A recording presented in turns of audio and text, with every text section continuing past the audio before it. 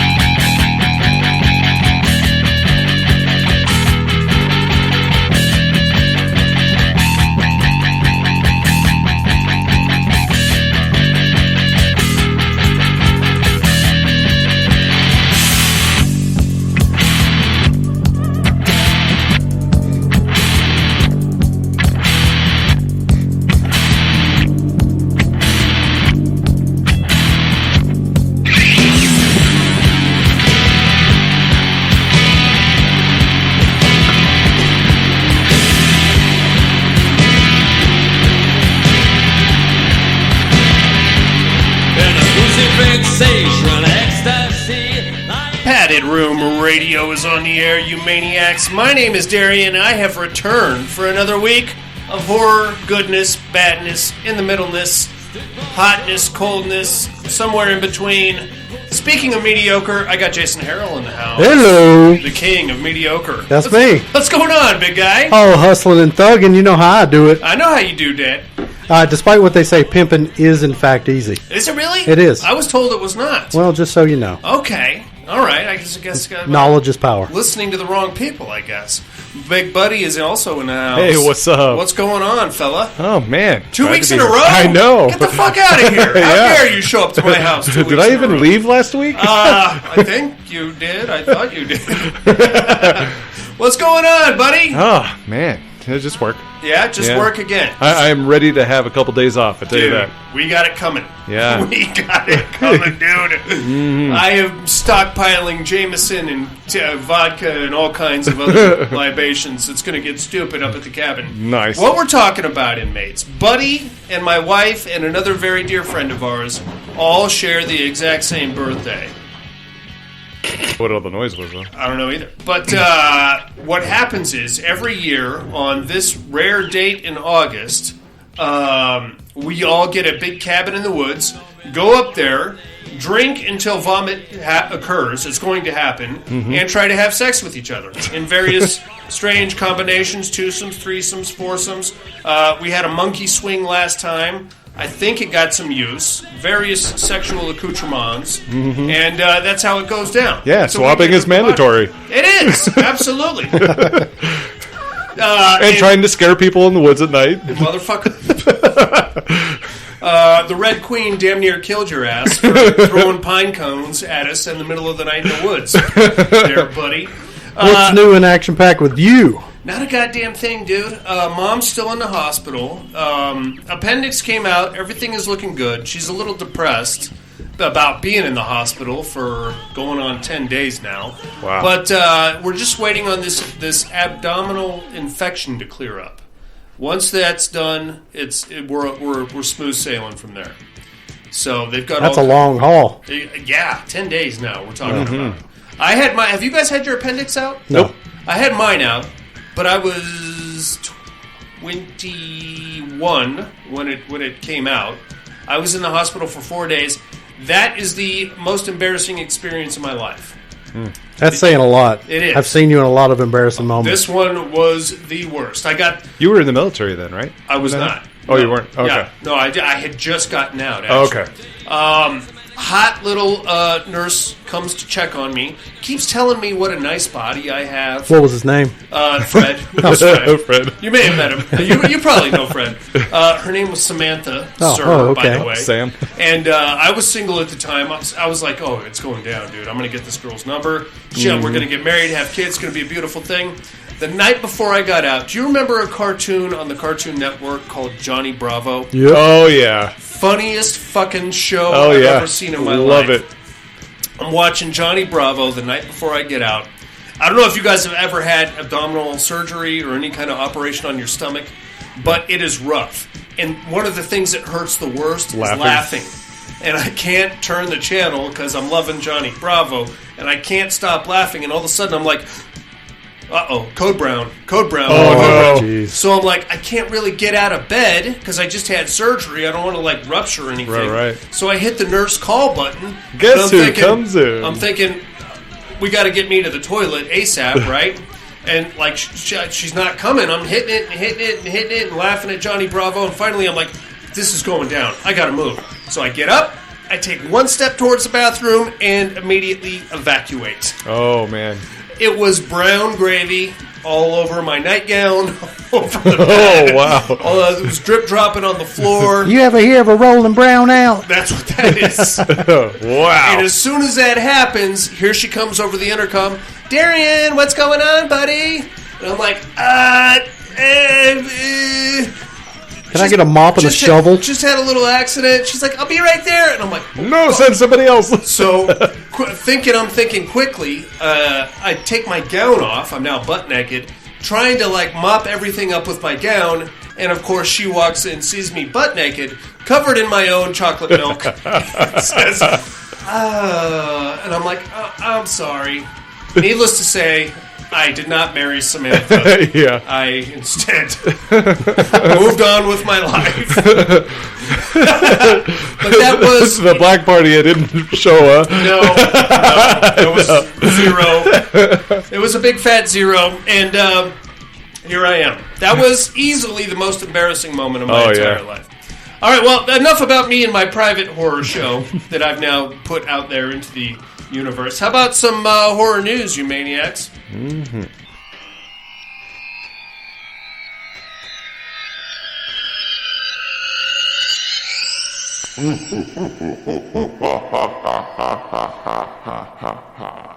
Horror news.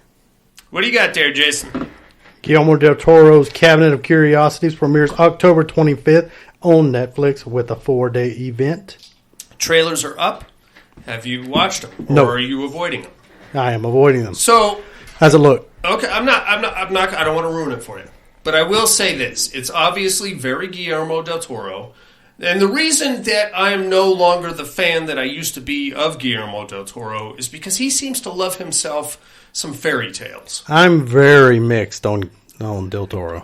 When he goes into Monster Town, into Horrorville, it's pretty balls out. Like Blade 2, I think, is my favorite. I hate to admit it because like his original work is usually much better, but Blade 2, those crackhead vampires, those are frightening. I don't want none of them. The way their mouths open up like vaginas and stuff. But like you take like The Orphanage, what's that? The Devil's Backbone. Mm-hmm. It's very. There's usually going to be a child protagonist, and he's going to somehow best the adult emissary in some way. Yeah, usually they start out pretty strong, and then by the end of the movies, they kind of go, like you're saying, they kind of go down this fairy tale land that just ends up not being the horror that I'm looking for. Exactly. That's but there's usually some pretty good visuals in there, and the story is rich. Somehow, usually some kind of a Spanish thing. They're usually very visually impressive. Oh yeah, absolutely. They look great. Absolutely. And if you watched what is it, Crimson Peak? There's some weird sex stuff. No. Yeah. Sold. Hey. That's all I got. What you got? Buddy? All right, teased by Saber Interactive. The team has confirmed this afternoon that Mia Allen from the Evil Dead remake will be joining Evil Dead, the game, this coming September. Fucking A right, she will. Yeah. I'm pumped for that. Spirit Halloween just released exclusive new Trick or Treat and Killer Clown Funko toys. Yeah. Oh, here we go. Oh, yeah. Yeah. Try not to pop an erection right here in front of us, buddy. Tell you what. So I went to the Spirit Halloween store in Reno is already open. Mm-hmm. I went there.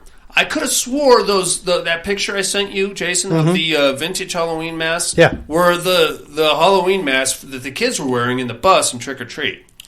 Jason, being the authority on Trick or Treat, said, no way, you're wrong. So I guess they're just vintage Halloween masks. But I'll tell you what they did have. Tell the cotton candy guns from Killer Clowns from Outer Space. Mm-hmm. They light up and buzz and flippy. My son wants one. They're like $60 a piece. Jeez. So, yeah. I think, is that the ones I was talking about last week? Yep. Yeah, okay. Black Phone 2 is in conversation. Oh, snap. What could you possibly... Okay, keep going. Well, they made $152.8 million worldwide at an $18 million budget. Yeah, dude. Man. Ripped it up. Oh, man, they did. They're definitely in talks of doing it. They're not sharing any details at this moment, but it's out there. I would assume it would have to be a prequel. Well, if it's going to revolve around the same characters, because the phone is in the house of the character, you know. If I'm in charge of this project, what I do is remove... Okay, it happened. Remove all of that. Keep the house. Keep the phone in the basement. New family moves in. Okay. Fantastical ghost stuff. Okay. From there. That's how I would go. I'm down with that. Yeah, and it's definitely a sequel, not a prequel. Okay. Good. Coming this Halloween season from Netflix, Tim Burton's Wednesday is a brand new live-action take on the Addams Family. Jenna Ortega is going to play Wednesday. I am rapidly falling in love with Jenna Ortega. Yeah, me too. I think she is a pretty good actress. Pretty easy on the eyes. Yep. But as far as like Wednesday Addams goes, really what you need is a dime store mannequin. Yeah. You need just like a deadpan, yes, no, yeah. Or I'm going to murder you and eat you. And, you know, that dry humor kind of a thing. Christina Ricci pulled it off very well. Yeah, she's going to make an appearance, too. Yeah. As a new character. Yeah. And Catherine Zeta-Jones is Morticia. Oh. Interesting. Yeah. And Louis Guzman is Gomez. Yeah, I don't know about that one. I don't know about... I like him. He's a funny guy, but I don't know about that role. Who else would you cast?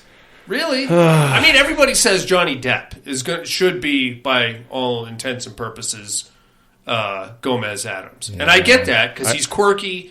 Him and Tim Burton go way back. He can wear a fucking mustache like nobody's business. True. So, sure, but we got all this Amber Heard stuff floating around, so I don't know. Next Saw movie set for Halloween next year, 2023, released with Kevin Greutert directing again. Yeah, so the thing about that, Kevin Greutert, he directed... I understand what you're saying. He directed Saw 6, which is probably the one Saw installment that I cannot tell you a fucking thing about. Yeah, and he edited a couple other ones. Yeah, he's got like a Saw pedigree. But apparently Spiral, the Book of Saw, did very well at the box office. Yeah. Surprisingly to me. But because of that, we are now reinvigorating the Saw franchise. I think most of them probably do pretty good because they probably operate off a fairly limited budget. Well, that and they were on a solid cycle. For like a good 8 years. Every October, we got another Saw movie. It was awesome. Yeah, it was beautiful. Yeah. I mean, most of our theaters did like a big midnight premiere, and you can go check it out at midnight. Yeah. It was like Saw and Purge. Those were the... Yeah. Well, Purge was like every 2 or 3 years. Yeah. But Saw, you could set your clock by it.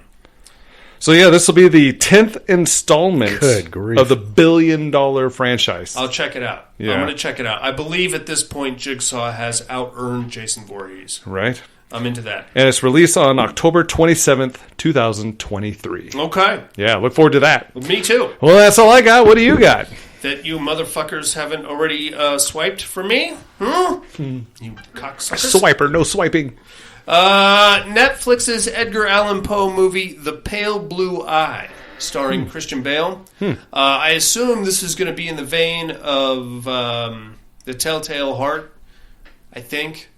I mean, Edgar Allan Poe, really, if you think about it, did like 5 solid... He wrote like thousands of short stories and poems. I can name 5 of them off the top of my head. Right. You got The Raven, obviously, The Telltale Heart, Mask of the Red Death,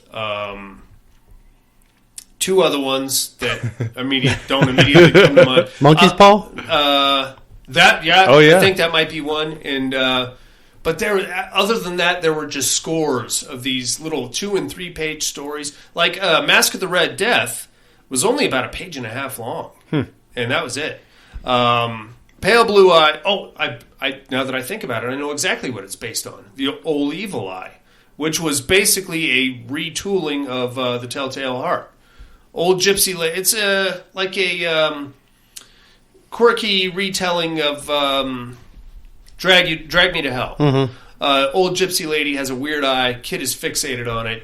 Can't get it out of his mind, so he murders the old lady and digs the eye out of her head and takes it home with him. And then ever since then, she kind of haunts him and torments him after that. I just watched The Dark Brown Eye, and I was fixated on that. I saw it. Yeah, I saw that one. Pretty too. good. It's I didn't see that twist at the end. Yeah, but and by twist I mean like, rolling brown out. Yeah, exactly. Speaking of the black phone, it has just hit Peacock and is now available to stream. Mm-hmm. And that is all I have on the horror news. Are you finally going to watch it? I'm going to watch it. I already read the book, Jason. Okay. If I had a pair of glasses, I would take them off and tell you that the book is better without even having seen the movie. Sorry, I'm sure I'm not highbrow enough to discuss literacy and reading and comprehension. Did you see it? Yeah. Yeah? Yeah, I enjoyed it. Did you saw it, right, yeah, buddy? I saw it. It's a pretty good show, right? It's all right. What? Yeah, I wasn't impressed. Well, I wanted more horror element in it. Well, I mean, it's more of a, I guess you would call it a hero's journey. Yeah, I think what it does pretty good, but it definitely has a lot of. I feel like it's got a lot of holes in it. Yeah. Does it? Yeah. Okay. I wanted more from, but it's still really good. I enjoy it. Yeah, I wanted more from the main actor. Like Ethan Hawke. It started off so good. And then it's like, oh, Mm-hmm. okay. Well, now you're pretty much just put him off to the side, and you're dealing with this other stuff going on. Yeah, it's like, he's barely even in it. Yeah. Are you talking about Ethan Hawke? Yeah. Yeah. Okay. So, Yeah, I mean that's how the short story that kidnap goes. scene was sick. I was like, yeah. Dude, I don't know if I need this. I'm in a weird place where I cannot handle kid like horror at all. Like tonight's movie kind of fucked me up a little bit. I need to buy bigger dogs, is what I'm telling you. Like big, ferocious, scary fucking dogs. All right, enough about that. Let's get into some listener mail here, shall we? Let's do it.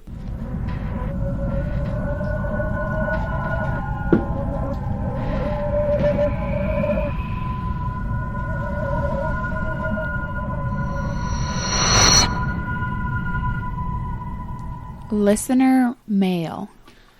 Listener mail. Listener female. Let's start things off. Out in Sydney, Australia, here comes our main man, Team. Hey, Tim. Subject line, send in the monsters. Clearly, Tim is going to vote for the Killer Clowns from Outer Space. Hey guys, how's life treating you? Me? I'm great. Happy as always. Terradome. Goodbye, Killer Clowns. I'm sorry, Tom Hardy. I love the theme song, but the Universal Monsters have this hands down. Darian, you're a turbo kid. Come on, man. You got to make these harder. I'm going to do a deep dive tonight, you motherfucker. But you are correct. I am, in fact, turbo kid. God damn it. It's going to be a blowout. I'm telling you right now. Also, Darian, you said you wouldn't do an Australian impression due to not wanting to offend anyone, but I'm giving you permission to go for it. Come on, I want to hear it. I'll rate you 1 out of 10. Crikey! Crikey, Australian, eh? That's not a knife. Oi, This is a knife. Oi. Really, if you Don't mind if I didgeridoo. I get it, Tim. Fucking I get terrible. That. Every time, you know what? There's one horror podcast that I listen to out of, I think it's Wales or something like that. And every time they do an American accent, they sound just like Jason. Well, you know, I think it's going to be like a bad day. Oh my gosh, it's like my doppelganger's right here. I know, can you believe it? It's like, God damn it, is he cheating on me with a podcast out of Wales? Also, that's it for me this week. Love you guys. Oh, P.S. Jason. Yeah. Listen, I love you. I really do. But when you said you don't care for the original Texas Chainsaw Massacre, I kind of shed a tear. I thought this might be our breakup moment. I thought we had something special here, and you turn around and cut me deep. You better apologize or no more mustache rides for you. I'm joking, baby. I could never be mad at you. Call me XOXOXO. Smooches. You know, I've got a 4K restoration of the Texas Chainsaw Massacre on the shelf right behind Buddy.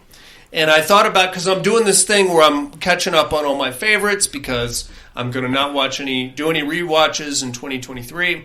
And I thought, I'm gonna put it in there. And I picked it up and I started walking it out to the living room. And then as soon as I got past the bathroom, I heard Jason doing that Franklin impression. Ew, Sally! And I turned around and put it right back on the shelf. Affected you that much, huh? I understand. It's a great show. Gotta be in the right mood. But do I want to tolerate that fucking guy? No, not tonight. All right, let's get out to the open road. Here comes Freddie. Subject line, old school. Evening, folks. I think I actually got an educate. Are you Turbo Kid? Yes, I am, Freddie. Well done. Votes are easy for the Terra Dome. Old school Universal Monsters all the way. I have plenty of brains to win. Not sure what that means. Stay safe out there. Cheers, Freddie. Thanks, Freddie. Right on, Freddie. 2 more for the Monsters. We're looking at a blowout here, Tom Hardy. These things happen. Don't get all offended. Let's get back here to Reno, Nevada. Here comes the cowboy. Hey, cowboy. Hey. Subject line, sexiness. Meow. I know he's not talking to me. Evening, padded room. Hope everyone is doing well and made it in tonight. Good to hear Buddy's sexy voice. And I'm sure inquiring minds want to know, when's the next erotic reading? It's funny I thought about it. Oh, no. For a brief moment. That was... It's probably going to be a while. Yeah, I don't know. I don't know if I want to do that anymore. So once upon a time, inmates, as part of our Patreon content, Buddy would come in here once a week and read... No, I did it from my house. Did you? Yeah. No, and then I sent it in. A couple of times you did it from here. I remember that because it was starting it. Come in here and make adjustments as you went. But you would come in and read horror erotica. Which was, I gotta say, I found it to be very well written, because it was like fan fiction, or it was like some kind of scat fiction or something like that. But I couldn't make it. I couldn't do it, man. I listened to like the first episode, and I was like, that was interesting. I can't. I could only listen to one because I was dehydrated for a week after it. I mean, it's very spankable. Terra Dome, Universal Monsters are all the way. Clowns are fun, but not smart enough. Yeah, I figured that, cowboy. And we are looking at a total blowout. Educate is easy with Turbo Kid. I have to admit, with last week, I have yet to watch Maniac, but it's on my list. Finally got around to watching Love, Death, and Monsters. I think he means Love, Death, and Robots. I had fun with it. It reminded me of Aeon Flux on MTV way back when. Funny that. A bit of news, I signed up for a contest which will let me meet Kane Hodder and get to stay in Buffalo Bill's house. I'll share the link when the voting opens and would appreciate any votes. And if needed, I'll even send a topless pic for those that want it. Best wishes for Monica and her family. Hope everything's going better. Back to the grind. Hope everyone has a great week. Catch you on a flip, cowboy! Maybe thanks, cowboy. Maybe it was Love and Monsters.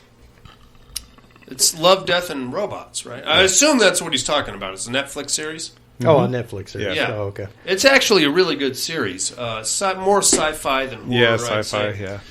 One of my favorite episodes, though, involves werewolves in the Marine Corps in Afghanistan, which is pretty cool. Okay, we got some voicemails here. Let's see if this is going to work on the first try. Let's kick things off down in the funky old South. Here comes the man from Alabama, Alan. Padded room, what's up? Hey. All right, Terror Dome, of course. The Monsters. Give me the Monsters. Yeah. And Darian, you are Turbo Kid. I am. Hope everybody's doing good. Talk to y'all later. Bye. See you, Alan. In and Thanks, out, Alan. this guy. He makes it quick. Gets to the point. I love it. Mm-hmm. Dudes that do not get to the point are coming right up. Here comes the man from beautiful Southern California, Monica's pod boyfriend, Mr. Tom Hardy. Hey, Tom Hardy. Hey, padded room. How's my favorite degenerate titlurkers? Titlurkers. Everyone is doing well and have themselves a good week. Needed to get in real quick, and especially on that there Terror Dome now. I'll tell you right now, you got to put me down for them killer clowns from outer space. I mean, I want you to think about this logically. All right. I want you to think about this logically. There's Frankenstein. Right. He's just a big, stupid brute. Yeah. You know? There's the Universal Monsters. Who do we have? We have the Dracula. Phantom of the Opera. Well, The Phantom of the fucking Opera. His name's Eric. That's who's going to stop the killer clowns from outer space. Could be. The Hunchback from Notre Dame. I mean, get the fuck out of here, man. The hump as a you shield. know it's some clowns. You know it's the clowns. You want to go Left with out the the Universal Dracula's a monsters vampire. because you love the The Universal Wolfman. monsters. You have this great nostalgia. Well, I get it. I understand. I like the Okay. Universal monsters Yeah. and all, but this is a terror dome. This is a battle. Got to go with them killer clowns. okay. Hey, on the edge. What happened?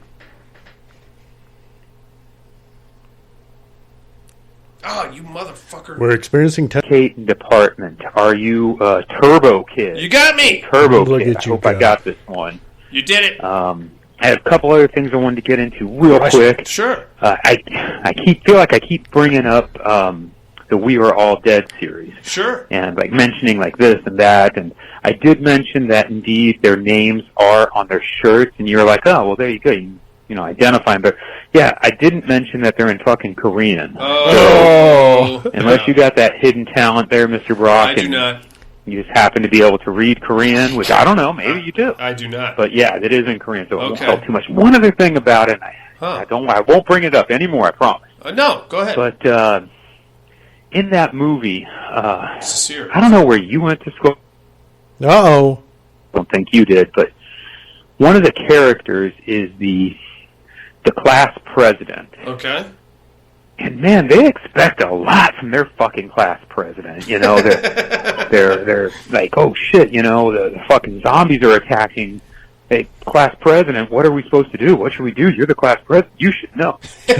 Man, my fucking class president didn't know dick. Yeah. Yeah. Mine Like, either. she fucking probably knew how to like tap a keg. Good for him. You know, the fucking maybe. Hey man, I know where the dry lake party is. Hey. But I didn't know how to do fucking shit. I wouldn't ask him nothing about No. fucking zombie apocalypse was coming down. This is a popularity Yeah, it's just contest. something I've been thinking about.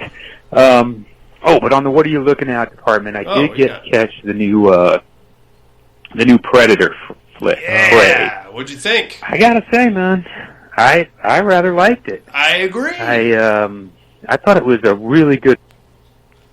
Uh-oh. G-P'd. He got G-fucking P'd. That'll happen. When your name is Tom Hardy, you get G-P'd. He called back. G motherfucking P. Oh, hell yeah. Hell yeah! As I was saying, I rather liked the new Predator. I enjoyed it. One thing I did find kind of suspect about it is, you know, if you've seen the Alien versus Predator flick, supposedly these predators have been coming here Right. since like Aztec. time immemorial, since they were building the pyramid. Yeah.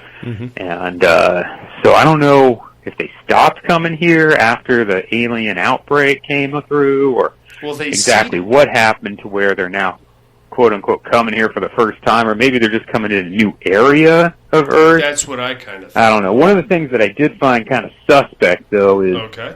this is a motherfucking predator.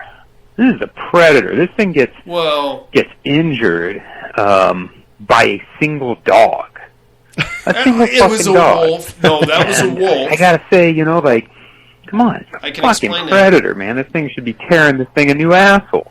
It did. Anyhow, like I said, all in all, though, Split I it in thought it half. was a very enjoyable flick. I I thought loved it was fun. I thought it really made up for the last one in particular, and I kind of have a feeling this might be a thing where now that they've improved on the last one, we can move that forward. the next one maybe will be going back to theaters, which might work against us, I guess, but hey, whatever. Anyhow, yeah, you know. hope all is well. Love you like family. Bye. Love you too, Tom Hardy. All right. Have we all seen Prey? No. Okay. I don't want to give too much away. No, that's fine. I will say that you saw it, Jay. I did. There are a couple of little nuggets of just Easter eggs? little not necessarily, well, one big Easter egg that links it back to previous Predator movies. The other one was like a quick little gotcha, kind of a, hey, look at that. If you're paying attention, you'll know that from somewhere else, kind of a thing. I liked it, man. I dug it. We were planning on doing a whole boys in the basement get together this weekend, but everybody fucking bailed on me. Jason Harrell. No, I was down for the original night. It's only once it got shifted to Saturday that I couldn't do it. It was for Friday. All right, we'll go back to the text message. We'll go discuss this off the air, sir. It was requested that it get moved to Saturday. Yeah, I said no, Friday. All right, we'll talk about this later. Yeah, and that's why I couldn't go down. Let's get down to business. You don't even know. You don't even know. I didn't even know. He didn't even know. We got a movie to get into, you motherfuckers. Do you have anything for Tom Hardy, Alan, Freddie, Cowboy, Tim, or the horror? Did I read the Horror Sluts email? I don't think I did. Fuck me. What a rookie. It's quite possible that I may have skipped over a few of the 10,000 messages that you broads were sending. Don't you love a group text? Ugh. We've got one more email here, you sons of bitches. It's from Kat over in England. Hey, Kat. Last minute style. Subject line, oldies but goodies. Evening, gents. Missed you last week with the having technology issues, but I think they are repaired now. For Terradome, I have to go with the oldies and the Universal Monsters. They do have a better skill set as a group. Educate, I believe you are Turbo Kid. Fun little movie. Hope everyone has a safe and healthy week. Kat. As I suspected. Kat, well done, young lady. And that is all we have in the listener mail. All right. Thank you all very much for writing and calling in. Your correspondence is much appreciated, as always. It's time for the Devil's Candy. Mm-hmm. Place where we joke about the idea of the devil. But that is Satan's lie to distract us from the reality of who he is.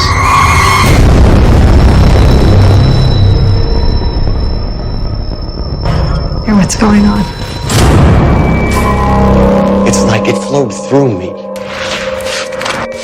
I don't remember painting this.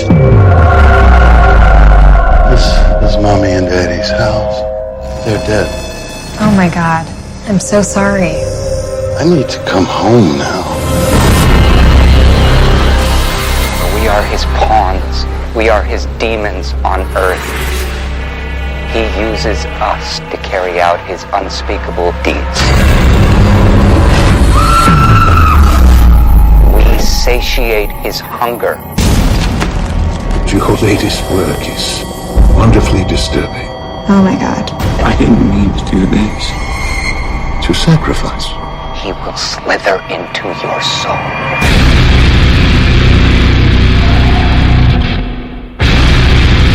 There's no mask in a Halloween store.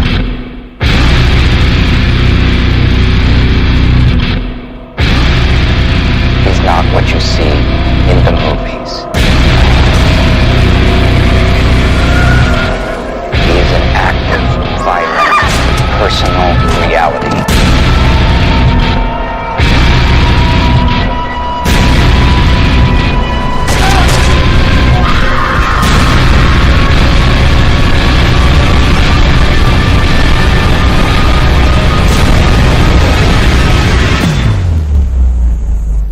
Just the gas?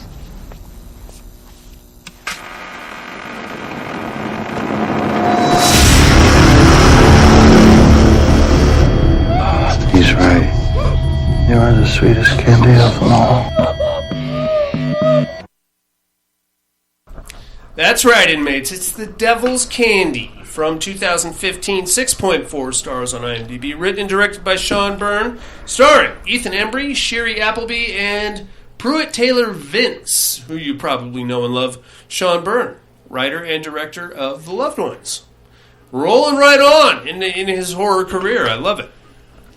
This is probably as serious and as heavy metal as a horror movie can get. I feel like. We've seen heavy metal horror movies. They're usually pretty cheeky and silly. You got your Deathgasm, your Hard Rock Zombies, your Black Roses, very 80s, your... I guess you could call Shocker or a heavy metal horror movie in a weird way. This one is like hardcore with both the heavy metal and the horror. We're going to start off Ethan Embry. This motherfucker. This dude. Man. He reminded me of Christian Bale the whole time. Right? But I like him a lot more. I like him a lot more because he uses his whole mouth when he talks, which is a weird thing to do. But plus he doesn't have that giant growth right by his eye. It's hard to get past that thing, Jason Harrell. And every time, how can you not look at him and see the kid from Dutch? Oh, boy, it's been so long since I've seen Dutch that. with Al Bundy. That's the kid. Is it? Ethan Embry is the Oh, kid shit, from I had no idea. Wow. Yeah, exactly. I didn't even put that together either. You can. He's got a horror pedigree. You can follow him back to various episodes of Masters of Horror. Also, a very underrated show, in my opinion, circa 1999, called Freaky Links. You guys remember that at all? Only in title. Executive produced by Eduardo Sanchez. Kind of rode the wave of the Blair Witch Project a little bit, but he was kind of one of the dudes behind it.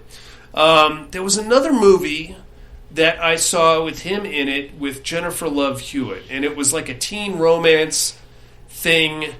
I want to say it's not as good as it gets, but like Nothing Better Than This, or fucking this is pretty cool. It's not quite as bad as then. This could be a lot worse, I think is what it was. But it was basically him falling in love with Jennifer Love Hewitt when they were 19, and in the end they make out and everything is... Who wasn't back then?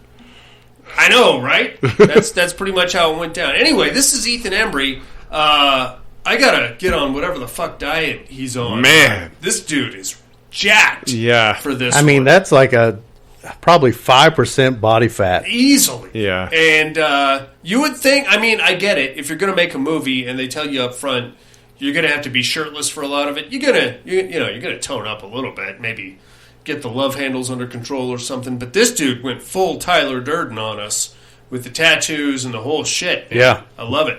All right, anyway, we're going to start off with him and his family. It's him, his 14-year-old daughter, and his wife, and they are looking at buying a new house. I guess you call him like the tortured artist, struggling artist type. He's a painter. He takes work on commission.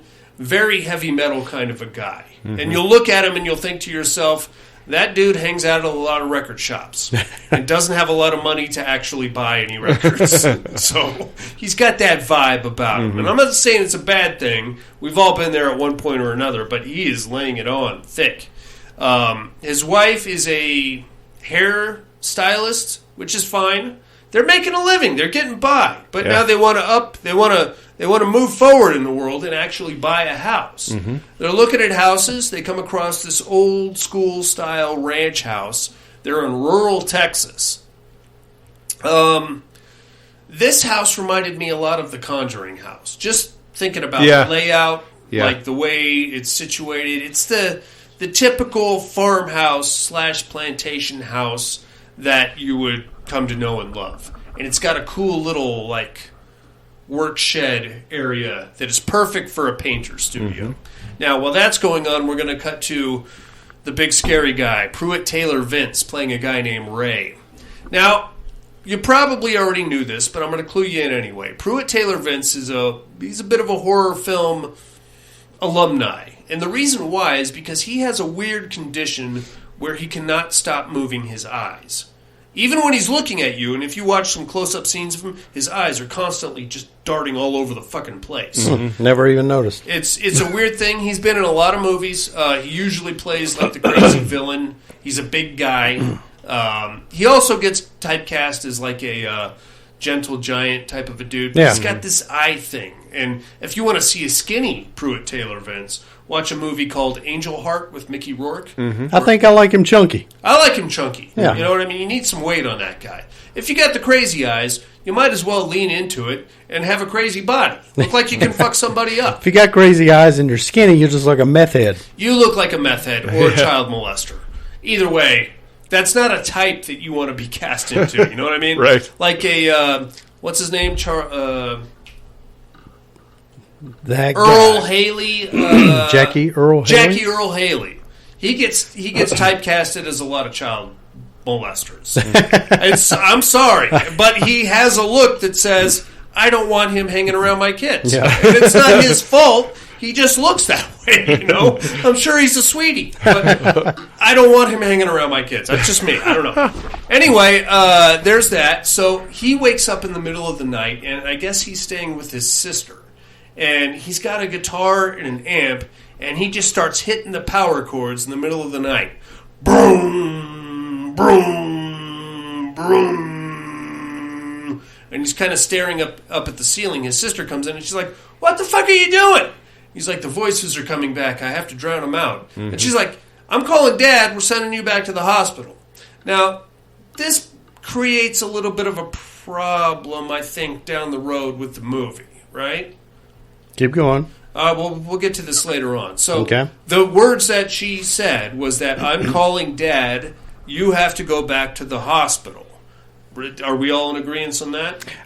Do you recall that? I think so. I remember them having a conversation, but I don't remember what their actual dialogue was. Maybe I'm fucked up here. It took me, like, the opening, mm-hmm. I was not invested in just that opening. Okay. But that changed quickly for me. Okay. So I don't really know what transpired conversationally. Okay. That's what I recall. I may be wrong. Now, as the young family is looking at this new ranch-style house, they get a very, kind of withdrawn, lackluster kind of disclaimer from the real estate salesman, who looks suspiciously like Joe Bob Briggs, if you ask me. He's like, "Well, now, Texas law says I got to tell you that there were a couple deaths on the property." Now, we've had Crack House Matt on the show before, and I can tell you for a fact that they are not allowed to tell you about deaths on the property because that could stigmatize the property and affect sales. Regional, though. Is that a regional thing? That's regional. Oh, okay. Well, maybe regional only to Maryland, then. Yeah, like Matt's, they had their own rule on that. Right, yeah. And then every area has their own. So, you're a homeowner. Did you? Well, no, your house was built specifically for you. You okay, Beavis? Yeah. I thought it was okay. You said homeowner. Get out. When we bought this house, I asked if there had been any deaths on the property, just because I'm a horror dork. Sure. And the real estate agent, who also happened to be my wife's best friend, was like, "Why, are you getting some vibes?" I was like, "No, I was just curious." And she's like, "I'll look into it." And then she never got back to me. So, turns out I did the gravesite thing.com, whatever it is. Turns out this house was built in 2006. Nobody ever died here. There were some very angry lesbians that lived here prior to us. As a matter of fact, the house right across the street from us, when it went on the market, there were 2 deaths in that house. Wow. Under one owner. Wow. Yeah. Natural or? I think one was natural, one was suicide. Woo! Did not sway any potential buyers. No, of course not. No. You think these days probably drive the price up. Right? I want to live in a haunted house. Oh, yeah. Hey, that's cool. Rent it out as an Airbnb. Haunted B&B kind of thing. I don't know. Anyway, he lays it on them, and they're like, "Oh, is that why the price is so cheap?" And he's like, "I got more people coming to look at the house. You want it or not?" They buy the house. Great. Daughter has to start at a new school. Daughter is a total metalhead. Dad, Ethan Embry, is also a total metalhead. I love that. I seriously hope that this is the relationship that me and my daughter are going to have. Not with heavy metal, but with like horror stuff. I don't think it's going to work out that way, but it would be very cool if it did. You don't think Deacon's going to jump into the horror stuff? No, he's already pulled the vagina card on me. Oh, okay. Daddy, those guys are scary. My daughter's loves horror movies. Does she? Good for her. Yeah, we'll watch them on the weekends. Nice. Daphne, I feel like, could maybe make a turn as soon as, like, I don't know, maybe at some point she's going to start making fun of Deacon for being such a vagina. And I feel like once, if and when that happens, then I've got her. But until then, I got to play it loose because I don't want to like traumatize her. Right? Yeah. All right. Anyway, so they buy the house. They're very excited. They go home and get high together and probably have sex. Good for them. Pruitt Taylor Vince, on the other hand, is now just kind of drifting listlessly. He goes to a shady motel and gets a room, moves in there, starts playing the guitar there in the middle of the night. Cops get called. They come and check him out. His name is Ray, we find out. And this is kind of his thing. He's obviously mentally unstable. Yeah. Apparently he hears voices, and he just jumps up and starts pounding power chords on this guitar with the amp at full volume to drown out the voices in his head. That's what I got. You guys get anything different? Nope. Alrighty. Cops get called. He's like, yeah, sorry, I'll put the guitar away. And then they drive off and everything's cool. While that's going on... He's so sincere, too. He's a good actor. He's a great actor. Yeah. I mean, when they come up to tell him, hey, turn it down, you expect this big old dude like, no. Yeah. But he's like, yeah. He struck me as a troubled, kind of a stuck in an adolescent state of mind kind of a guy. Yeah. You know what I mean? And we'll learn more about this guy as we go on. But from there, we're going to cut to the family getting moved in and situated in this old school ranch house. They're loving it. Unfortunately, the daughter has to start at a new school. She's the metalhead girl. Now, I don't want to stereotype anybody, but the metalheads that I went to high school with, serious hygiene problems. I'm not saying they were bad dudes or that they were stupid or poor or anything like that, but they had a serious odor about them. And I don't know if it's just me and my past experience, but looking at this young lady, I think to myself, she probably stinks. Did anybody else get that vibe? I wasn't thinking about her body odor. Okay, all right. That got a little weird. What were you thinking about, Jason? Hey, you're the one thinking about her body odor. What part of this conversation is weirder? I'm just saying. It's like I was looking at her. I bet her deuce really stinks. I was looking at her bright, budding young breasts. I'm sure they smell lovely. Tune into next week's pedo podcast. We're going to talk about Mr. Rogers' Neighborhood. Anyway, that's just the vibe I got. And to be honest, looking at Ethan Embry and the way he was constantly disheveled in this movie, he looked like a stinky guy. Yeah. He was constantly greasy. Had like a sheen of sweat, some kind of moisture on him, and he was always wiping paint on himself. Mm-hmm. He could probably do with a shower. Right. The relationship between him and his daughter was obviously very close. She was a metalhead too. Maybe she could do with a quick rinse, Run through the hose in the backyard once or twice. I'm just saying, all right, anyway, she's having a hard time at school. Now we're going to cut back to the house where we're going to get a little Shining action going on here. He's kind of blacking out while he paints and the time is flying by. He's commissioned to paint this butterfly mural for a bank. And instead, he's going into the studio, which is this dilapidated shed, losing track of time and painting this weird satanic shit. Yeah. It easily fits with the character because he's such a metalhead, but at the same time, the sound design on this movie is very aggressive, foreboding, I would say. Every time he goes into paint, you get this kind of a thing going on, and this weird kind of ambient sound, and then you see the hands on the clock are spinning around, and he's frantically spraying things and putting masks on and all kinds of weird shit. A couple days go by. It's weird, but it's not the end of the world. He's supposed to pick his daughter up in their Griswold-esque station wagon, which is not something you see a lot of these days. He completely loses track of time and steps outside of his studio and realizes that the sun has gone down. Oh, shit! He's got to push that Griswold station wagon to the max, get to the school where she is still at school, well past sundown. Hell no. Is there not a phone you can call? Hey, motherfucker, you're supposed to pick me up 4 hours ago. Yeah. All right, well, I don't know. Maybe apparently she didn't have a cell phone, but I'm sure there's some kind of a phone or somebody would let you use something to call your dad anyway. Well, I guess to kind of give to give the movie kind of a pass on that, she was new. She probably didn't want to even speak to anybody. I get that. She was so put off of talking to strangers. Nobody wanted to let her in because she stank. She's already feeling like an outcast, and she clearly reeks. I'm gonna tell you this. The young lady that played this chick, the daughter's name was Zoe. Dude, I mean, I don't want to be a weirdo, but clearly very attractive, right? First day at school, guys are going to be climbing over themselves trying to get at her. Especially being a new girl. And being like a edgy metalhead kind of a girl. Oh, yeah. Crazy hot. You're not going to have any problems there, sweet pea. All right, anyway, now I'm the pedo. I just took your pedo crown, Jason. Yeah, I'm starting to get a little worried. I mean, this is usually just my line of jokes. Starting to get a little serious in here. The tit lurker comes out. So she did have a pretty cheesy little tattoo on her, though. It wasn't real, right? Well, I assume in the movie, I guess maybe it was supposed to be real.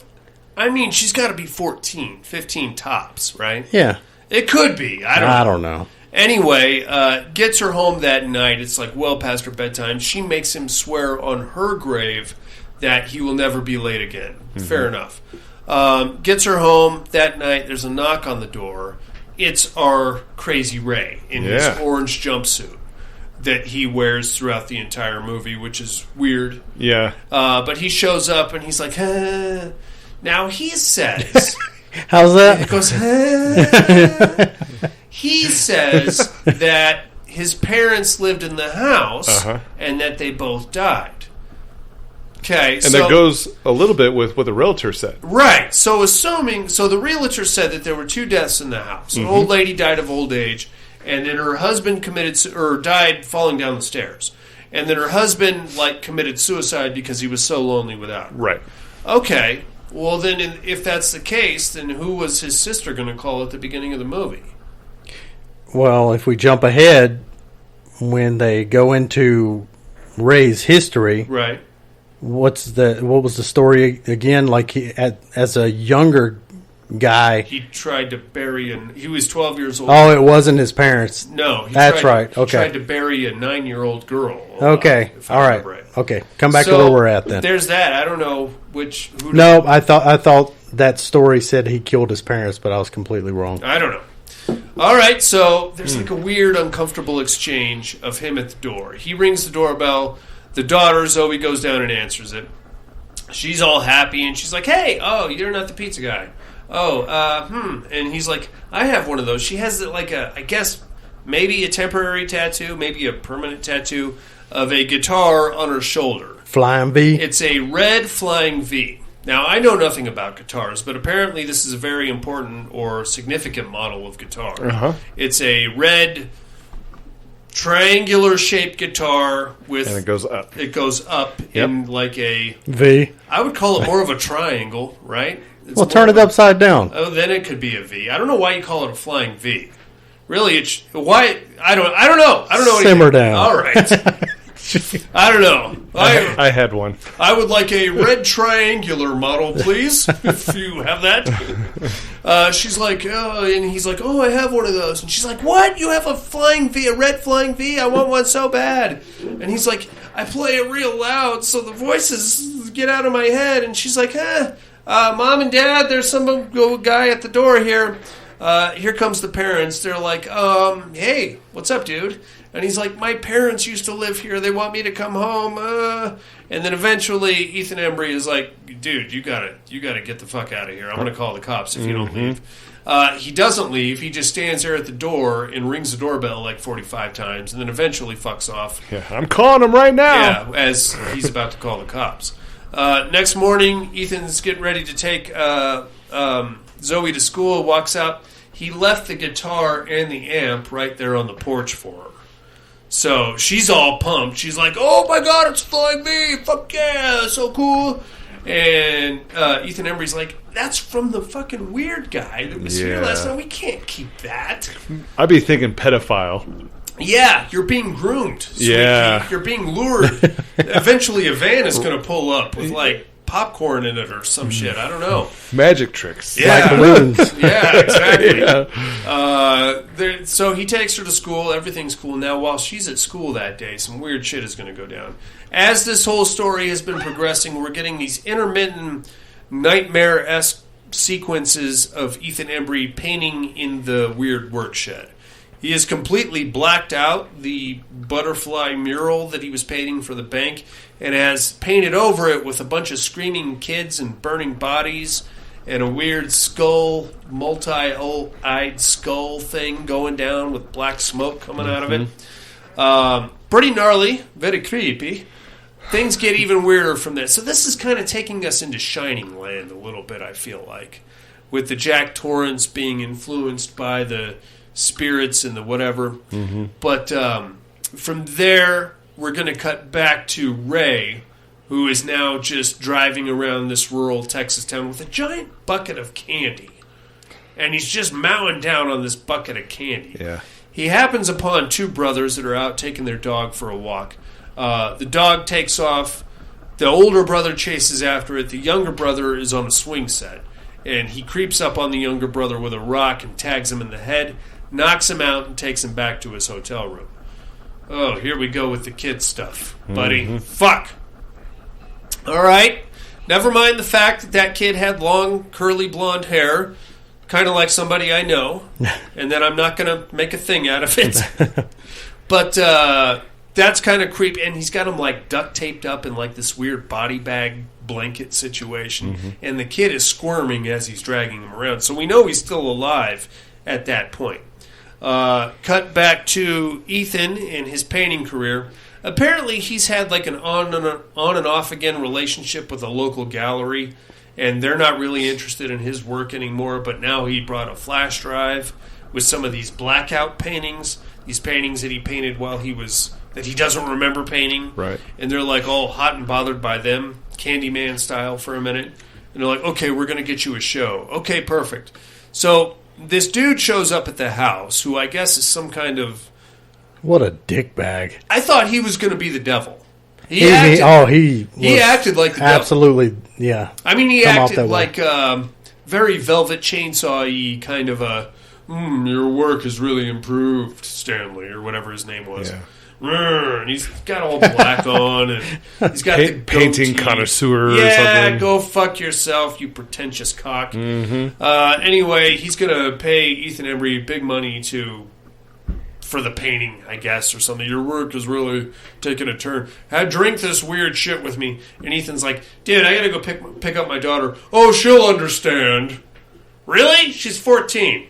And apparently she goes to school in a different time zone. I gotta fly across 2 different states to pick her up. So maybe I should hit the fucking road and not be hammered when I do it. No, she'll understand. You have to make sacrifices there, Ethan. All right, eventually he's like, fuck off, I gotta go. He hops in the Griswold station wagon, goes peeling out through like a fucking cornfield or something, loses his goddamn mind trying to pass a Volkswagen.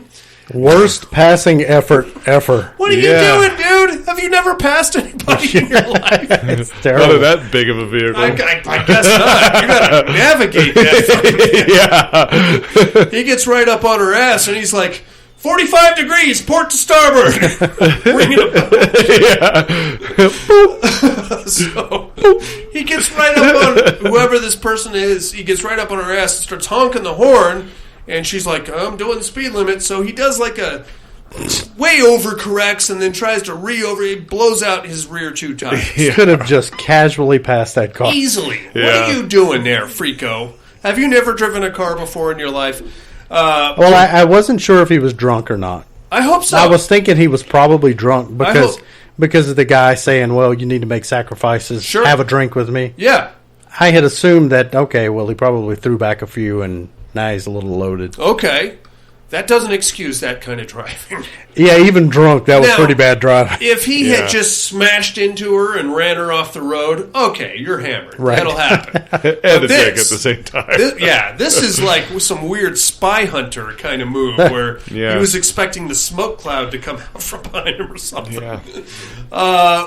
Pops his rear 2 tires, pulls over, tries to call, can't get any reception. We cut to the high school, or the middle school, I guess, where Zoe is pacing back and forth waiting for her dad to pick her up, and then she's just not there. Eventually he gets there, runs all through the school shouting her name, calls his wife. What happened? I don't know. They call the cops. Now, the night before, Ray snuck into the house and just got in bed with Zoe and was just laying there casually and like whispering to her about how he's not going to hurt her. Yeah, he said he wanted you, but I found someone else to take your place because you're special. Yeah. She starts screaming, freaking out. Obviously. Oh yeah. Mom comes out, big struggle. Pruitt just runs right through Ethan Embry on his way out, just bulldozes him. Ethan goes out, gets kicked in the face a couple of times. Pruitt gets away. They call the cops. Now, that night is when the abduction occurs. And Ray actually abducts Zoe, takes her back.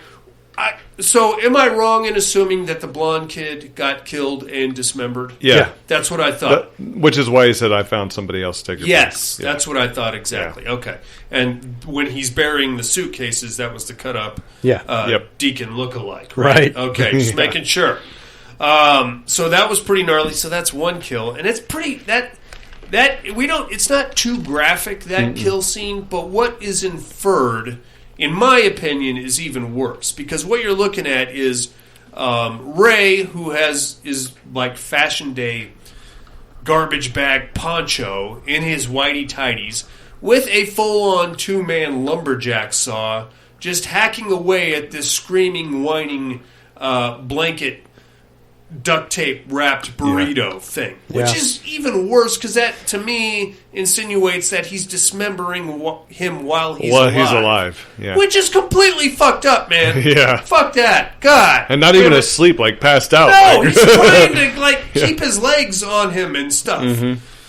Ugh, okay, that's gnarly. Anyway, that's what happens. To wrap that little situation up, we get a cut scene of Ray burying a bunch of suitcases, Henry Portrait of a Serial Killer style. And then from there, we cut to Zoe being abducted from school. She wakes up in the disgusting motel room bathroom, duct taped. In a rather ingenious move, she finds the end of the tape that she is bound with, peels it off using her fingernails. That would have taken me 2 hours. I fucking hate that. I will sit there trying to get the tape started. Over and over. Yeah, luckily the tape was like a single strip wrapped all around her. Yeah, exactly. Yeah, because at first I was thinking, oh, all right, you're going to get that top layer off your legs. Yeah. Then what? And then what? Kick it in the balls, maybe. Yeah, but it was pretty smart that it was one big wraparound. She just did like a roly-poly move on the floor and managed to completely unwrap herself. Get out of the window. He steals her shoes. She goes taking off into the night. Good job, Zoe. You did it, babe. Yeah. Makes it to the cops. Cops call her parents. Parents come and get her. They suggest witness protection is the plan. This is a small town, man. They don't have, like... I don't want to say real cops, but they don't have, like, the grizzled, scar-faced cops that you would want for this detail. What we have instead is two local cops that are on the verge of having sex with each other, I felt like. There was some tension there. And I hope had they survived, I hope they would have eventually had sex, possibly in a squad car, because I think that would be hotter in a weird way. Then the back seat locked where you just stuck. Yeah, shit. That's embarrassing. Now we got to call the sergeant, come let us out. We're going to make up a story. He knows what's going on. I've got a whole backstory about the romance of these two small town officers. Anyway. More horror erotica. Coming at you soon. On the Patreon feed. The cops are there. They're getting the family out of the house. They're packing their bags and loading them up. They're sitting in between their two cars, having like a moment between the two of them. God bless them. And then you just hear a smash outside and a bunch of screaming. Zoe is already freaking out.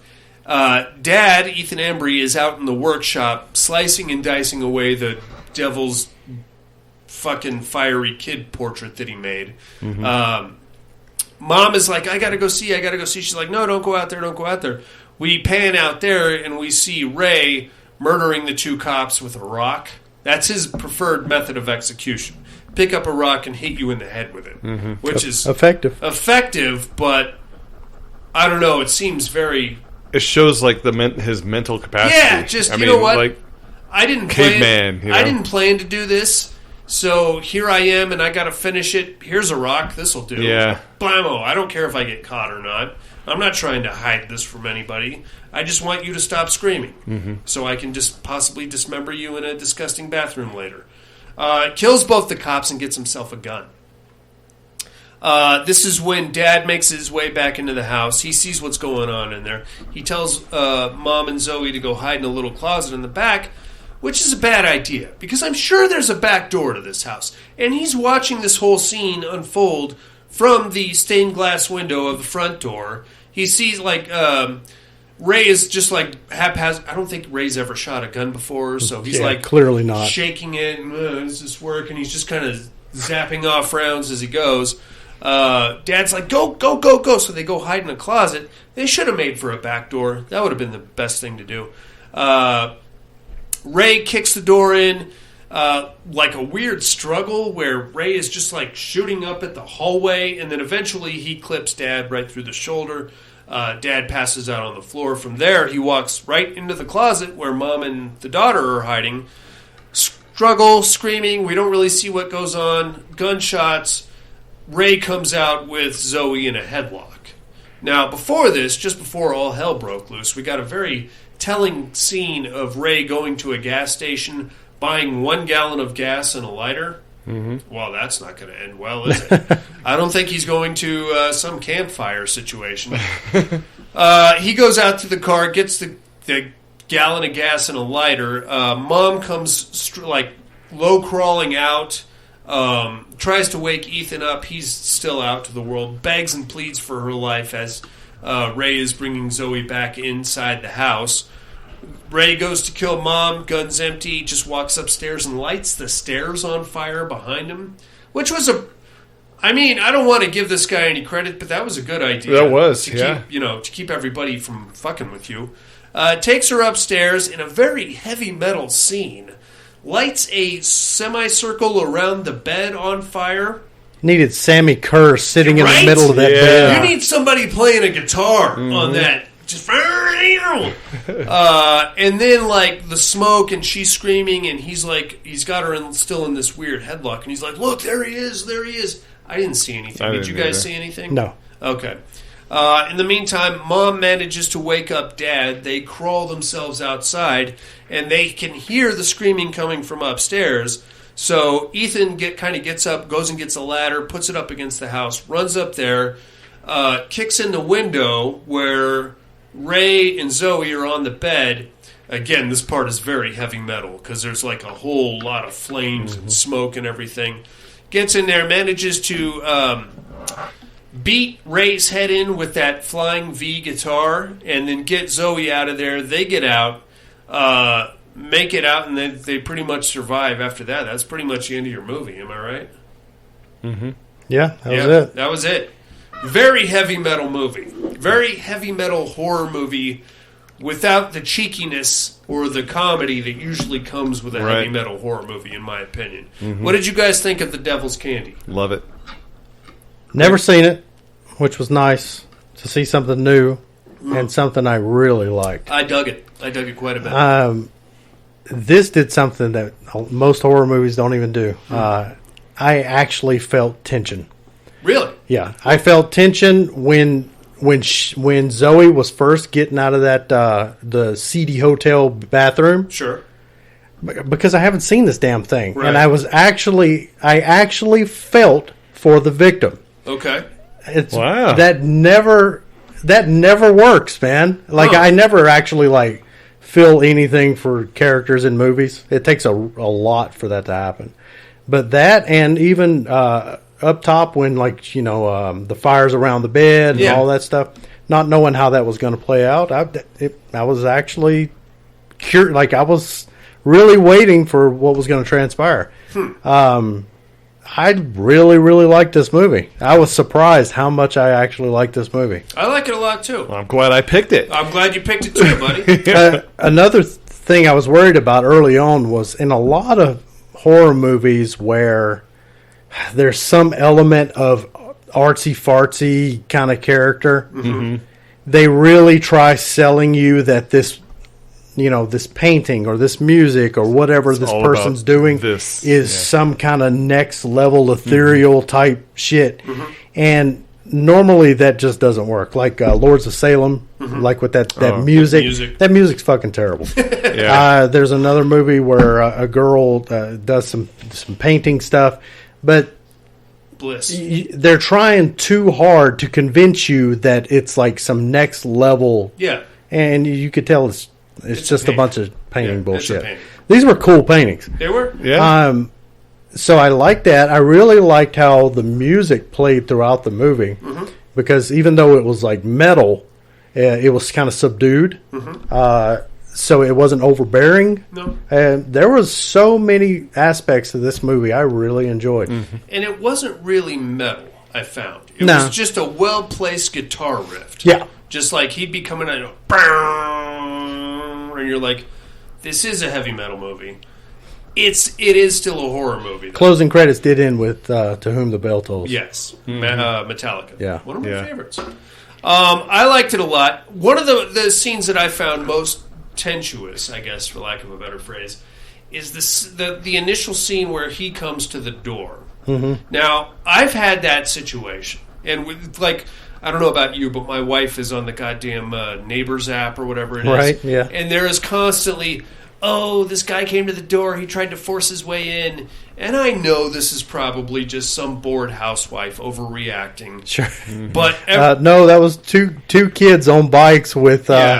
trying to sell candy bars. Yeah, or probably 8 and 10-year-old. Some kind of religious solicitation. He tried to get in. He was looking at my breasts or something like that. But because my wife reports these to me all the time, every time the doorbell rings and I see somebody out there I don't know, I'm like, all right, is this the day? Am I gonna knock somebody out? So because of that, every time I open the door, I make sure the dogs are barking. And I'm like, okay, what do you want? What? But every now and then, like every third or fourth weird salesman will be like, I'm going to come in and give you a demonstration for my carpet cleaner. And I'm like, you're not coming in here. He's like, oh, well, like I had one chick come and she was probably, I don't know, 20 years old. Wow, you made one come, huh? Nice. I did. It was nice. She came and she was like, she gave me her spiel about cleaning carpets, and I'm like, I'm not interested. Will you just go away? And she's like, finally, she's like, well, I get $50 for every house that I get a demonstration for, and I'm like, I don't care. Go away. It became very like the way she was trying to get into my house. I'm like, you're not getting in here. I need you to leave. You understand that?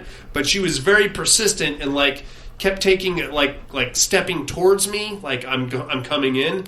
And I wouldn't budge, and I wouldn't open the door, and I had the dogs barking behind me the whole time. So I'm like, you're not coming in here. I need you to leave. And she's like, finally, she just broke, and she's like, can I just come in and do the demonstration? I will get $50 if I do it. And I'm like, no, you're just not doing claim you did it. Yeah, I'll sign it. I'll sign it. Just tell me where to sign. Yeah. But that weird interaction of, I really want to come in, I'm not letting you in, kind of a thing. That's very intense to me. And because of the way these salesmen is Tamara here? Yeah, exactly. Remember? Remember that Halloween party? Yeah. Anyway, great show. I rented this for $4.99. I think I could have swore I had the Blu-ray around here somewhere, but I couldn't find it. I picked it up on Vudu for $4, I think. Yeah. Couldn't find it. Was streaming on AMC Plus, I believe. But I've already went through my free trial with them. Shit. But I actually added this to my pickuing list. Yes. I'm going to be buying this one. I could have swore I had it. I'm going to have to. I think Shop Factory has a limited edition. This was surprising. This was a really nice surprise. You see that, buddy? Yeah. You did it. Every time every time I pick a movie, he's like, this is dog shit, and you picked another one. 3.1 stars on IMDb, fuckface. What would you give this one? I gave it a 7. Wow, that's pretty good for you. 6.4 on IMDb, this one. This is a solid show. Yeah, it was a high enough 6 to round to 7, so I gave it a 7. Look at you, buddy. Look at that. All right, let's take us a little break, gentlemen.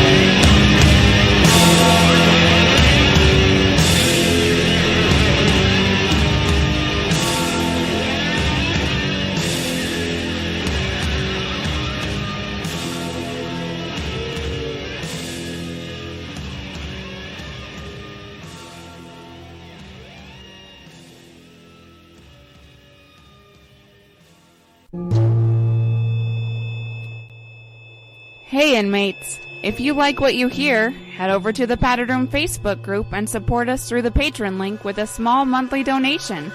Check out the T-Villain link at paddedroom.podbean.com and grab some t-shirts.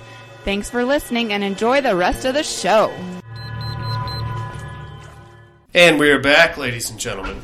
Oh, shit. You know what, man? I think really what they should call these home invasion style horror movies is just gun commercials.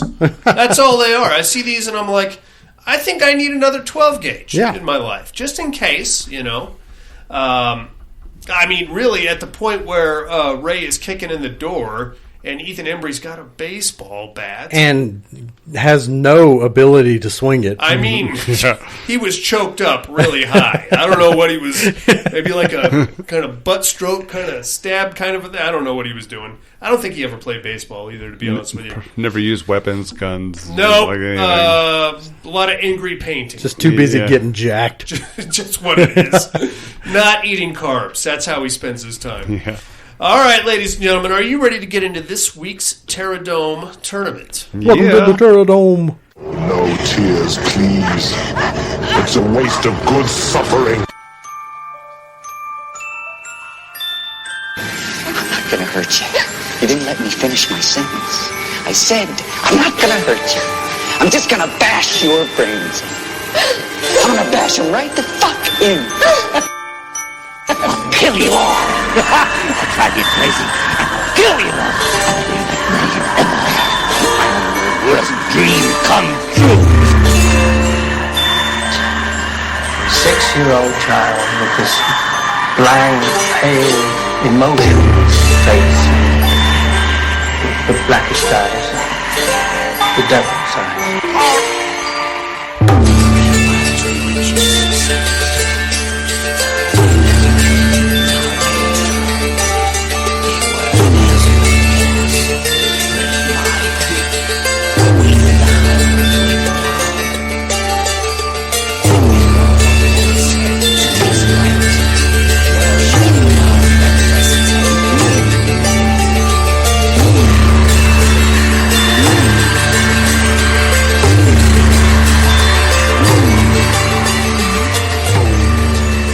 Welcome to the Terradome.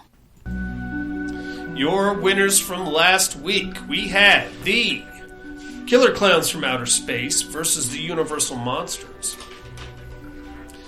Lightning crashed and thunder roared. The storm outside the castle raged. The circus tents blew in the wind. Screams and blood flew through the night, and the bodies of the clowns stacked as the sun rose the next morning. With a vote of 15-2, the Universal Monsters advance over the Killer Clowns from Outer Space. Dang! Wow. I feel like that's the X-Men of horror movies.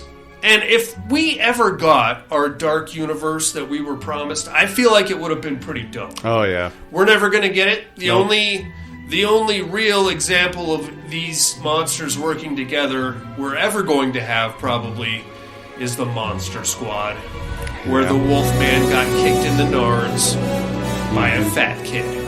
Yep. And they were bested by a bunch of middle schoolers, buddy. I'm not happy with the Monster Squad, buddy. At all. Mm-mm. I don't care for that.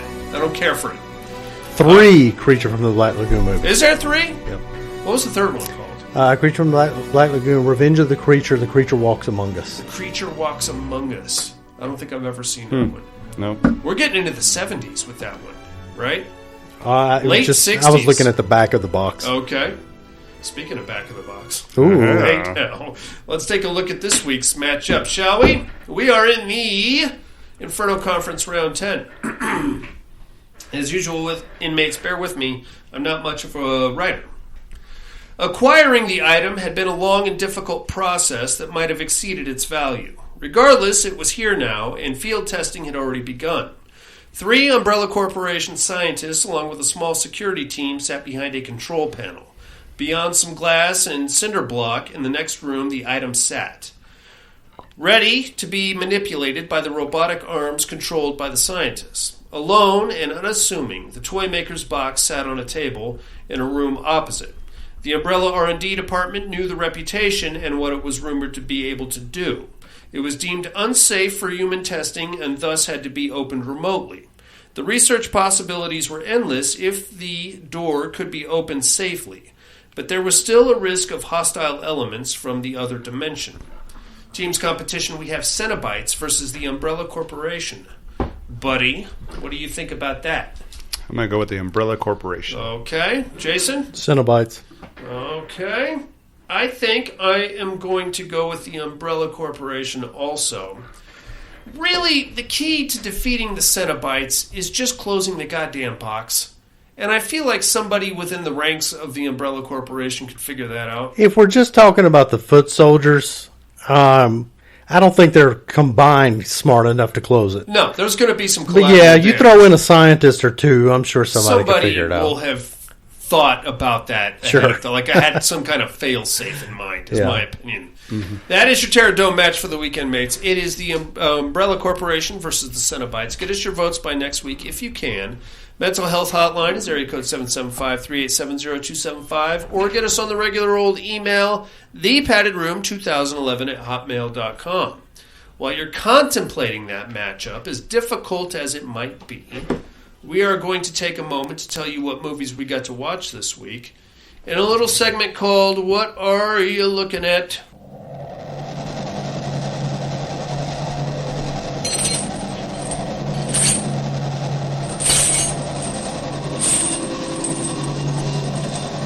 What are you looking at?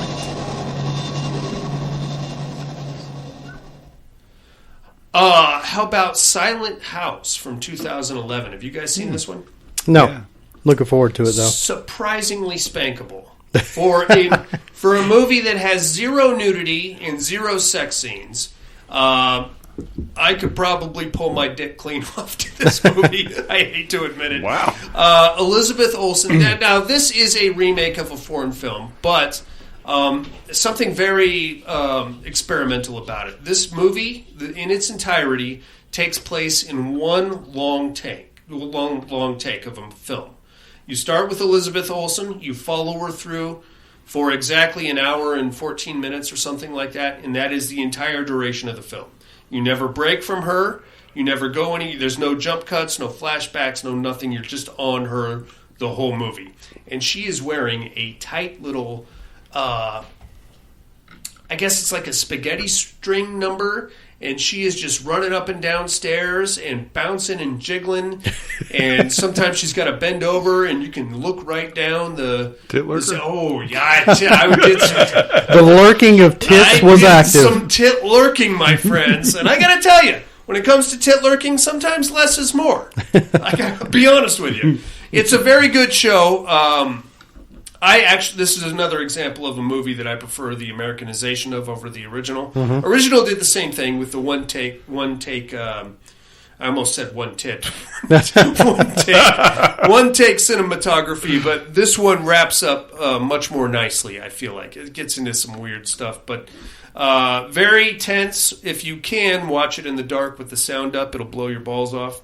I watched that, and then I had another backyard drive-in movie. Watched the original Predator from 1987 with my kids. They rather enjoyed it. Deacon has decided that he must at some point get himself an M16 with a 12-gauge underbarrel auxiliary thing. Well, you have to. I don't think that they make those in actuality. It looks badass, though, right? He wanted Jesse Ventura's minigun, but I convinced him it would be way too heavy for him to carry around. But if he can't have that, he'd prefer the 12-gauge M16 thing. Mm-hmm. That's all I'm looking at, boys. You guys got anything? Oh, rewatch Southbound. Good one. Man, I had been meaning to rewatch it, and since you said it was the best anthology that you could think of, I had to hurry up and get it done. What were your thoughts? I still really enjoy it, but I definitely say Trick or Treat is better. Trick or Treat's better? Yep. What would you say is your favorite segment in Southbound? The Reapers? I really like, for whatever reason, just all of the hospital stuff. Me too. Yes. The abandoned hospital with the poor schmuck trying to perform surgery. Yeah. Yeah, that was my favorite. Mm-hmm. And, I actually went and watched, like, kind of an explanation video after that, because there was a couple of parts that wasn't really connecting for me. So, I got a lot more out of it by watching somebody smarter than me explain some of the stuff. I get that. But still, I think Trick or Treat takes it. Very cool. Watch No Exit. That's kind of a thriller. I think it was on Hulu. Yeah. That started out kind of slow, but it ended up being pretty decent. Gave it a 6 out of 10. We watched Jurassic World Dominion. That is yet another dinosaur movie. What did you think of that? It is another dinosaur movie. It's in fact a dinosaur movie. It's a very long dinosaur movie. It's Fast and Furious with dinosaurs, right? Sarah really enjoyed it. It is what it is. I enjoyed it for what it was. Yes. What do you want? It was way too long, though. It got a little. It's like 2.5 hours. Oh, wow. And that's it. Buddy? Nothing at all? Nope, just not this week. work. Mm-hmm. Right on, dudes. In that case, let's get into some immersion therapy.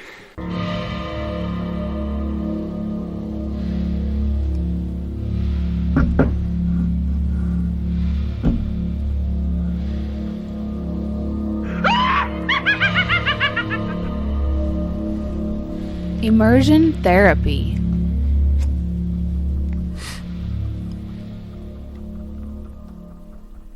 You guys get a chance to check out The Feast from 2021?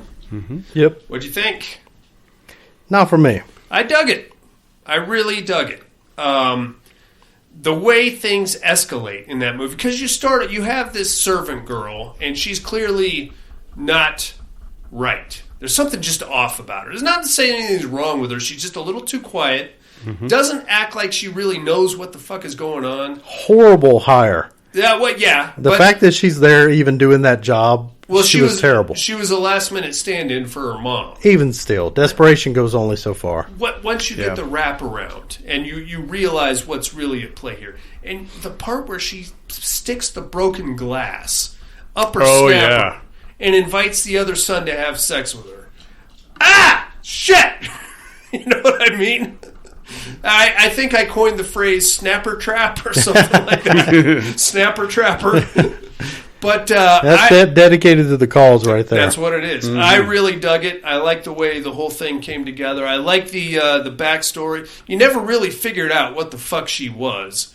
Or we never really got a clean answer as to what was going on, other than possibly the real little girl died and the chick that was buried in the rye, witch or whatever she was, took over her body to ensure that the mining didn't take place. Mm-hmm. Jeez, I didn't get any of that shit. But I was so tuned out of that movie. I dug it. Yeah. I think I'm just tuned out on foreign flicks for a while. Okay. Because you got to be in the right mind, to read. See, foreign flicks right now work perfectly for me because any movie I watch, I have to watch while my kids are chasing each other with Nerf guns, screaming like howling banshees.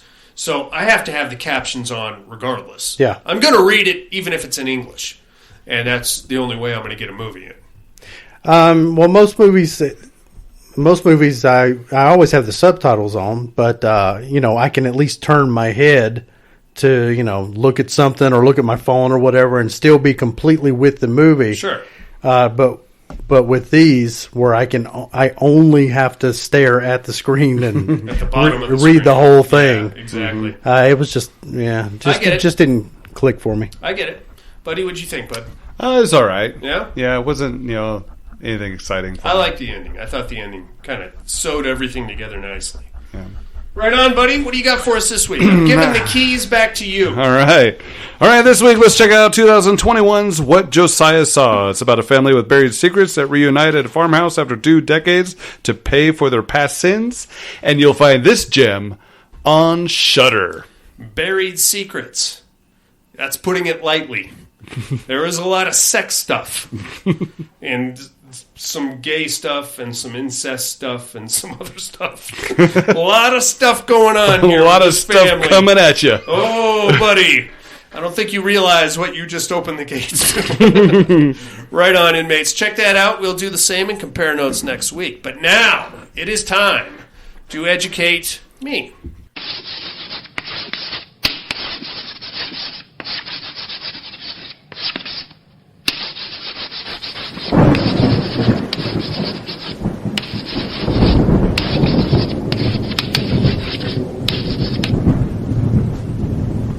Educating Miss Monica.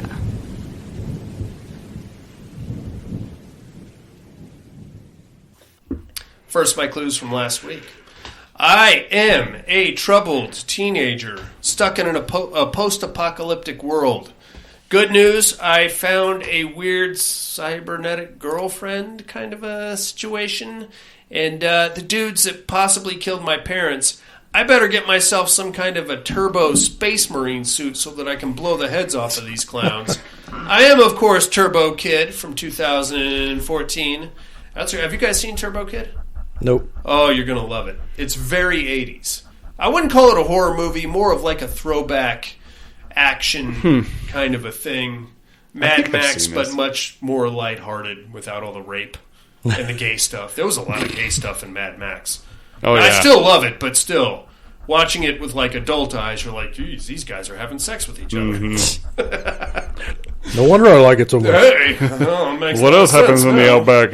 How can I get some of those shoulder pads? All right, who might I be this week, you ask? Well, I am a young thug, and I got my thug cronies and our girlfriends together at the local carnival. Supposed to be doing a drug deal in the haunted house, but some shit went bad. We had to stab somebody and apparently kick a security guard to death to get out of there without the cops getting a hold of us. Good news, we took the local magician hostage, and we're gonna hold up at his place with his daughter and his strongly silent, strong man kind of a dude. I don't even know what he's like, a henchman kind of a guy. God, I hope he doesn't summon any evil spirits to deal with us while we're here. Who might I be? You ask. Tune in next week and I'll drop some knowledge on you.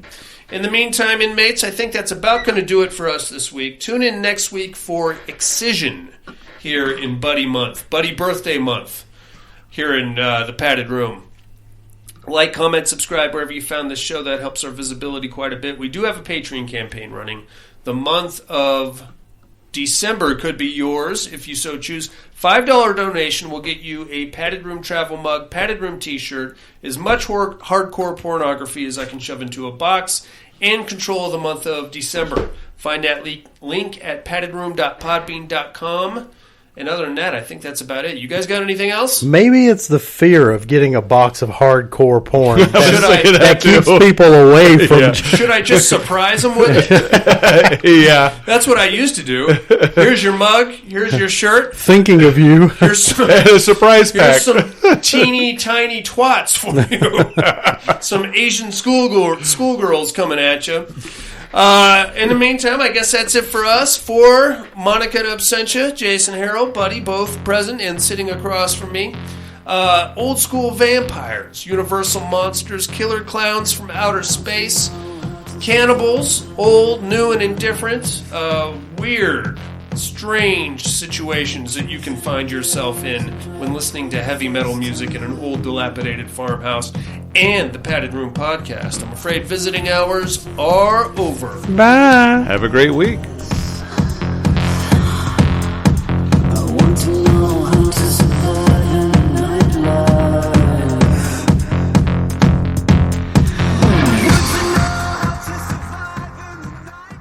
How do you know when you're telling a dad joke? When it's apparent.